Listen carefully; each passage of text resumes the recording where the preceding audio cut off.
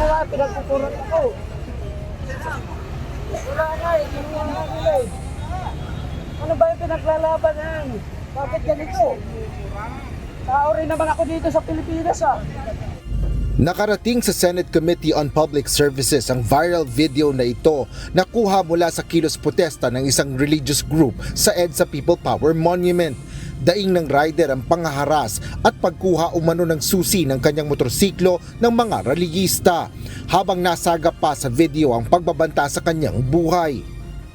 Tao ka nga, huwag ka nagsasalita. Gusto mo ba pamatay? Sa pagdinig ng Senate Committee on Public Services, kinwestiyon ang insidenteng ito sa dumalong kinatawan ng Philippine National Police o PNP. Paliwanag ni Senador Raffy Tulfo, chairperson ng komite, sa halip na awatin ay sinita pa umano ang rider ng isang pulis na nakakita ng pangyayari. Gusto ko yung pulis na yon isa lang siya sa retraining at We will try to recommend. pagalitan siya kasi mali yun eh. Yung tao overwhelmed na siya ng mga reliyista and then sinisigawan siya, kinuha yung susi niya at yung isa pa doon binantan siyang papatayin, tapos ngayon siya pa yung pagagalitan ng pulis. Ang sakit noon. So sino yung pulis na yon? And I want that policeman identified and isalang siya sa retraining program. And all your policemen pagdating sa mga rally, they should be well trained kung paano mag-handle ng mga sitwasyon if something like that arises again.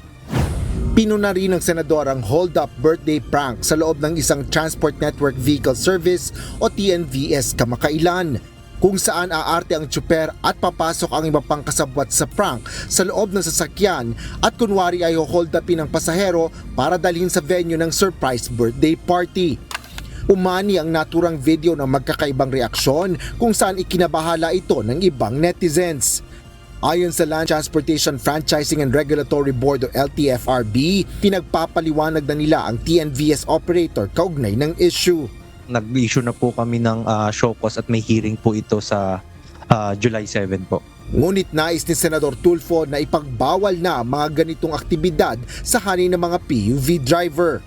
Okay, can you issue also a memorandum sa lahat ng mga TNVS drivers and taxi drivers as well na huwag silang mag-participate sa mga prank? We will reiterate po, Mr. Chair. And failure to do so, yung driver ay mga kasuhan or mamumultahan or masasanction.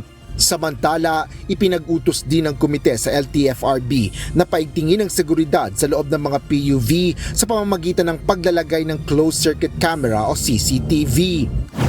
Binigyan din ni Senador Raffy Tulfo na mahalaga pa rin ang kaligtasan kung pag-uusapan ang issue ng privacy ng mga pasahero sa paglalagay ng CCTV camera sa mga public utility vehicle.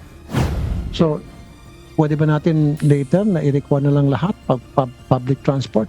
Yes, Mr. Chair, magkakandak po kami. Kasi sa bus meron na di ba? Required na. Yes po, Mr. Chair. So, anong pinagkaiba ng bus sa taxi, sa Grab?